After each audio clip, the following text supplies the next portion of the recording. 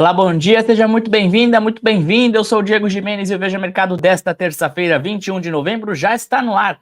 Você pode nos assistir, perdão, pelas nossas redes sociais ou nos ouvir também pelo Spotify, quando e onde você quiser. O convite também está feito para você assistir o Veja SA, o nosso programa de entrevistas com os principais executivos das grandes empresas do país. Todos os episódios estão disponíveis aqui no nosso canal no YouTube. As bolsas europeias e os futuros americanos são negociados em baixa na manhã de hoje. No exterior, a expectativa é pela publicação da ata da última reunião do Banco Central Americano, que acontece na parte da tarde de hoje. No Brasil, o Ibovespa é negociado nas suas máximas do ano e beira os 126 mil pontos, o maior patamar em 2 anos. O dólar comercial é negociado a R$ 4,86. A menor cotação desde o último mês de agosto. A semana é decisiva, perdeu mais uma vez, e deve ser marcada pelas votações da LDO, ao projeto de lei de diretrizes orçamentárias de 2024, e também pela reforma tributária na Câmara dos Deputados. Além disso, também a agência Reuters informa que a demissão de Jean Paul Prats, presidente da Petrobras, é discutida internamente pelo governo, ingredientes estes que devem agitar o mercado financeiro ao longo da semana. Para conversar comigo sobre esses e outros assuntos, o meu convidado de hoje é João Guilherme Cainazzo, sócio da Aware Investments. João, bom dia, seja muito bem-vindo ao Veja Mercado. Bom dia, Diego. João, começa falando sobre esse otimismo que tomou conta do mercado, principalmente na última semana. O Ibovespa beira os 126 mil pontos, é o maior patamar em mais de 2 anos, e o dólar é negociado abaixo da casa dos R$5. Na sua avaliação, o que explica esse otimismo e a tendência é de que ele se perdure ao longo das próximas semanas? Então, Diego, existem alguns fatores que hoje a gente entende que influenciam esse bom humor da Bolsa Brasileira em relação ao que está se passando, tanto no cenário interno quanto no externo, né? Se a gente olhar lá para fora, a gente vê o fechamento da curva de juros norte-americana, como você muito bem estava mencionando, às vezes eu estou até antecipando o assunto aqui, né? Existe essa expectativa de manutenção dos juros nos Estados Unidos na última reunião do ano. Isso deve se confirmar com a publicação da ata hoje, né? E esse fechamento da curva influencia positivamente o Brasil, né? Hoje a gente tem mais margem e, junto a isso, tem a bolsa, o mercado chinês sendo positivamente afetado, né? Pela nova onda de estímulos que o governo, o Partido Comunista Chinês, vem implementando, principalmente no mercado imobiliário chinês. Hoje, os commodities abriram em alta, né? O minério de ferro, na expectativa desses estímulos e, de fato, de como vai ser o desenrolar desses estímulos, se vai fazer o efeito necessário para que a economia chinesa continue no nível de crescimento esperado. E, internamente, existe esse otimismo justamente pela tentativa de manutenção do discurso, né? A gente vê uma certa turbulência em relação à questão fiscal. Você muito bem falou a questão da diretriz orçamentária, né? A gente tem o arcabouço fiscal aí muito no radar e nos pensamentos e sonhos de todo o mercado financeiro. É uma questão que, por mais que o Lula já adiante que, de fato, aquela meta zero não vai ser cumprida, existe um esforço do Poder Executivo em tentar manter as expectativas estáveis, né? De que, por mais que essa meta zero não seja alcançada, ela vai ser buscada a todo momento. E a gente tem também, né, a questão da reforma tributária no radar, uma reforma que já está para ser passada há um tempo, aí ela vem avançando nas últimas semanas com mais rapidez no Congresso, e entender até que ponto ela não vai ser esvaziada nesses minutos finais, né, aí da prorrogação, digamos, da votação. Isso tudo explica muito como você estava mencionando, já desde semana passada, a Bolsa rompe a barreira de 125 mil pontos, né, agora beirando os 126, e isso explica o bom humor, porque, na verdade, hoje o mercado enxerga que, pelo menos num médio prazo, num curto médio prazo, existe uma perspectiva de arrefecimento da economia, né? Então, que não vai ser necessário um ciclo de cortes ser acelerado, ou então que volte a se subir juros, porque lá fora a situação se mantém estável com essa proposta, essa sinalização do Fed, né? E aí aqui dentro os ânimos se acalmam, o IBCBR vem com um dado mostrando a economia dando desacelerada, entender a força de demanda agora da economia por consumo, né?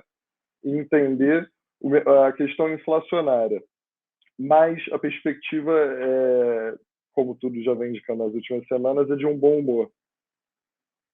Certo, João. Quero falar ainda um pouco sobre Estados Unidos. A ata da última reunião do Banco Central Americano, o Fed, será publicada nesta tarde, como foi mencionado na sua resposta. Quero me aprofundar nesse tema e entender se a probabilidade de uma alta nas taxas de juros americanas de fato caiu, se ela é hoje considerada muito improvável pelo mercado, e que tipo de sinal, que tipo de recado que essa ata que vai ser publicada hoje à tarde pode ser enviada ao mercado. Então, hoje não existe realmente, como eu te falar, a possibilidade é zero, porque nós não podemos trabalhar com essa possibilidade, mas ela é muito próxima a zero. A probabilidade é muito baixa de voltar a ter um aumento nos juros. A tendência de fato que se mantenha o que vem se apresentando desde a última reunião, desde os últimos discursos do Jerome Powell, né, o presidente do Banco Central americano. A tendência é, de fato, dessa estabilização da situação pela conjuntura em geral, né? Hoje, os Estados Unidos enfrenta duas guerras as quais apoiar, enfrenta um cenário de economia se acalmando, apontando, num primeiro momento, para um soft landing, né? Finalmente conseguimos falar nesse soft landing. O fantasma inflacionário por muito tempo assombrou os Estados Unidos, mas hoje eles têm uma situação do mercado de serviços e da demanda muito bem controlada que permite ao Fed hoje quase que pregar essa manutenção dos juros. Certo, eu venho aqui para o Brasil, troco de assunto, quero falar um pouco sobre a reforma tributária. Ela pode ser votada nesta semana pela Câmara dos Deputados. Eu quero entender, na sua avaliação, se essa reforma já está precificada pelo mercado ou se a aprovação dela na Câmara dos Deputados, aí sim, o passo final para a promulgação pelo presidente Lula, se ela pode destravar ainda algum valor, pode ter algum tipo de repercussão na Bolsa de Valores. Então, assim como a questão da LDO, que você muito bem mencionou, do arcabouço, né? O mercado já vem precificando isso há alguns meses, a questão da reforma tributária. A questão toda em relação à reforma, em relação ao arcabouço, não é entender, né, o quanto eles vão deixar de gastar, porque a gente já sabe que o executivo vai gastar, faz parte do planejamento desse governo atual, obras, gerar emprego através de obras, faz parte, esses gastos estão previstos. A questão aqui é entender justamente da onde vai sair o dinheiro para cobrir esse investimento, né? Seja através de taxar apostas esportivas, seja através da tributação de offshores e de fundos exclusivos para o mercado financeiro, né? Entender de onde eles vão somar esse montante para cobrir essa despesa, esse investimento que já está previsto.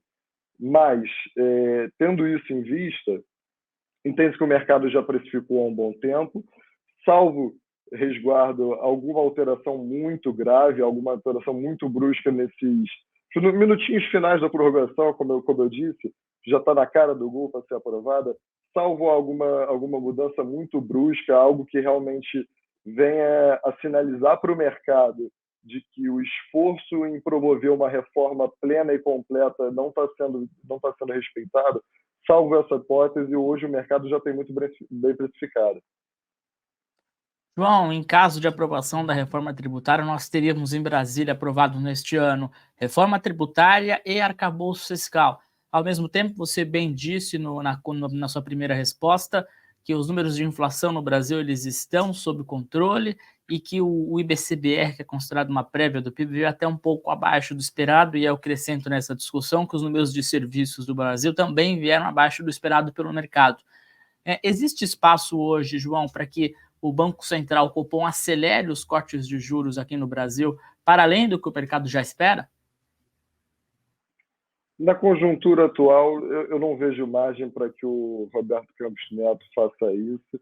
Eu entendo de que tanto ele quanto toda a equipe econômica do Banco Central, eles vêm agindo com o ceticismo no grego da palavra, digamos, né? Dele agir como tem que ser, com muita calma, muita cautela, porque o cenário internacional ele não é nada simples no momento.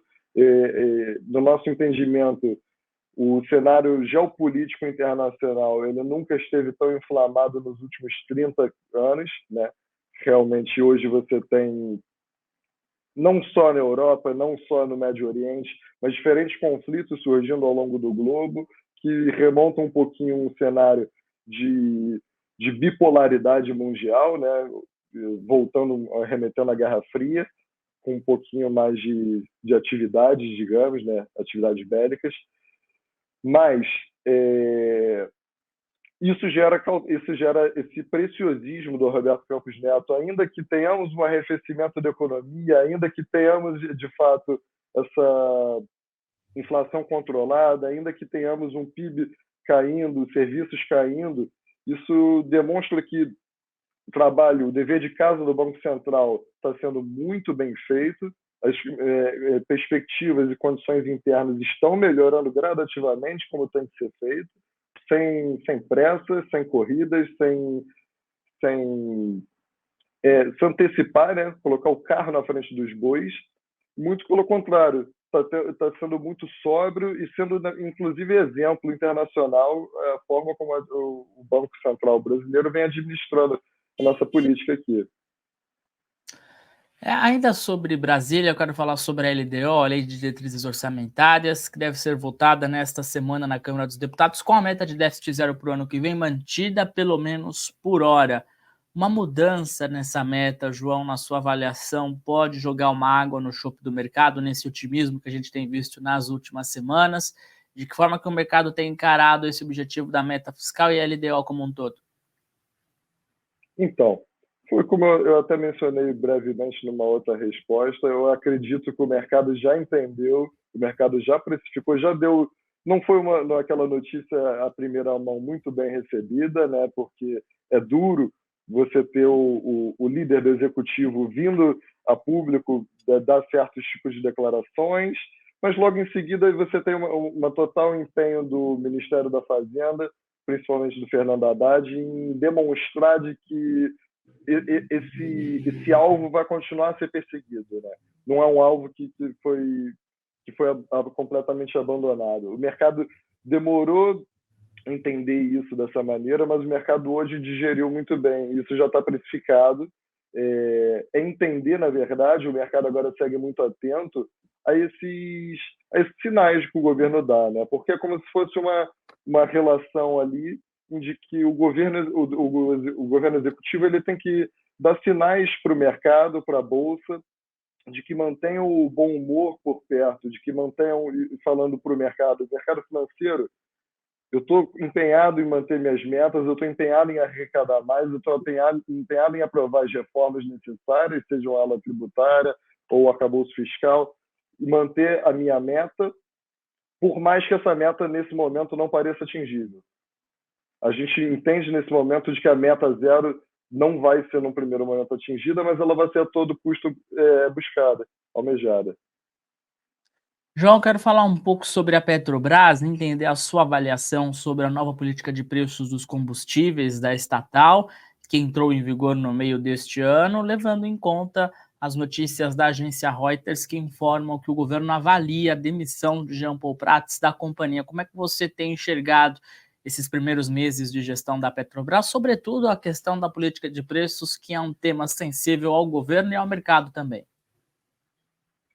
É um tema muito delicado, como você disse, Diego, porque a gente, quando fala da Petrobras, a gente fala de algo que sempre vai mexer com os humores, tanto do mercado quanto do que está acontecendo dentro do executivo. Para o executivo é bom ter preços mais controlados, preços mais baixos, porém, contudo, entretanto, todavia, é importante que a Petrobras, como uma empresa com governança e credibilidade não comprometidas, como deveria ser, ela mantém a própria governabilidade, a própria governança e a própria política de preços sem interferência do executivo. Ainda que exista essa pressão, durante o mandato do CEO Jean Paul Prates, né, essa política foi muito bem respeitada, houve uma certa imposição de limites ali para o executivo, né, de entender, olha, vamos escutar as demandas, as dores que estão sendo sentidas, mas que é necessário que haja uma política de preços e uma governança de acordo com o que se espera da empresa. Uma empresa que deve satisfação, uma empresa listada, uma empresa com capital aberto ao público, ela tem que manter os próprios padrões de rigorosidade, aquém da interferência do executivo. Essa notícia de uma suposta troca do Jean Paul Prates no comando da Petrobras traz uma certa instabilidade para o mercado entende que a política de preços vai, de fato, virar politicagem, né? Pode vir a virar politicagem, e isso não é bom para ninguém. Isso não é bom para a Petrobras, isso não é bom para o executivo, isso não é bom para o consumidor final. Traz essa certa instabilidade. A ver como vai se desenrolar essa questão. O governo hoje nega essa troca, mas com certeza deveras ia gerar uma grande instabilidade e uma perda de credibilidade, não só nacional, mas internacional, perante a Petrobras. João, para fechar o nosso programa, você é até um pouco repetitivo em relação lá à primeira pergunta no começo do programa.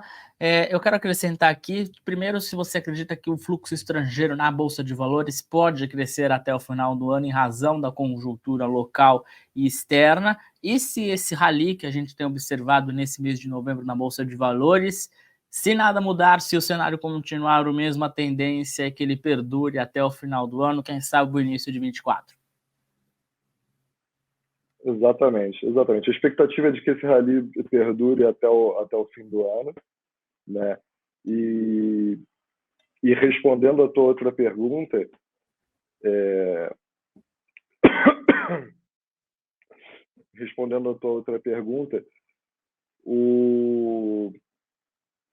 Desculpa, refaz a pergunta, por favor. Eu fui responder o final da pergunta.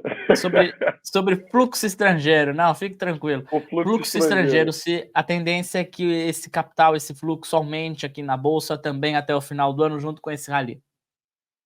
Com certeza, com certeza. Tendo em vista perspectivas de condições melhores e crescentes de perspectiva de melhora em relação ao que a gente chama de risco Brasil, né? A gente tem hoje as agências olhando com mais bons olhos o Brasil passando mais credibilidade lá para fora, a política internacional, a diplomacia do Brasil, desculpa, voltando a ser respeitada, né, de uma certa maneira, de igual para igual, voltando a ser relevante no cenário internacional. Isso traz entusiasmo para o investidor estrangeiro, não tenho a menor dúvida. A gente teve uma certa retirada de capital estrangeiro da Bolsa logo após junho, julho, agosto, mas eu acredito que possa, sim, a atual conjuntura atrair muito interesse, a gente vê as perspectivas de investimento melhorando, a Bolsa voltando a ser atrativa, ações voltando a ser interessantes, o investidor estrangeiro com muita apreensão do que acontece lá fora, né?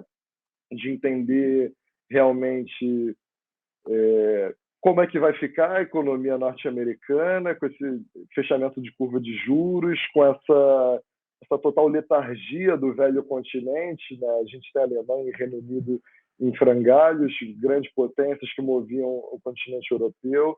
A China ainda apresentando algumas dúvidas ao mundo, por mais que as condições tenham melhorado. O investidor estrangeiro volta a olhar com mais bons olhos ao Brasil. A gente, por longo dos últimos 4 anos, talvez a gente tenha, de fato, resplandecido, transparecido essa imagem de República das Bananas, de economia em frangalhos ao mundo, mas hoje a gente tem uma perspectiva de fato, de maior otimismo do mundo em relação ao Brasil, em relação ao que o Brasil pode representar na ordem mundial, né?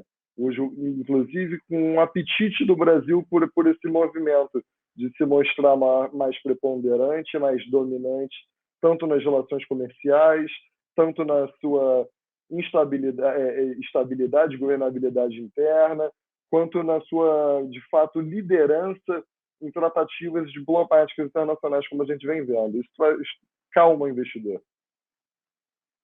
Tá certo, João. Muito obrigado pela sua participação aqui no Veja Mercado. Foi um prazer e as portas aqui estão sempre abertas. Até uma próxima. Eu que agradeço, Diego. Bom dia. Valeu, até mais.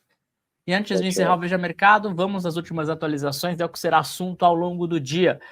O presidente Luiz Inácio Lula da Silva fez uma live há pouco, a live semanal de terça-feira, e o ministro da Fazenda, Fernando Haddad, participou da live e foi elogiado pelo presidente Lula. Lula afirmou que a seriedade que Haddad deu ao Ministério da Fazenda aumenta a credibilidade interna e externa do Brasil. Ao longo da semana, a expectativa é que a votação da LDO, a Lei de Diretrizes Orçamentárias de 2024, e da reforma tributária possam acontecer na Câmara dos Deputados. E as atenções do mercado nesta terça-feira também se voltam para o exterior para a publicação da ata da última reunião do Federal Reserve, o Fed, que é o Banco Central Americano.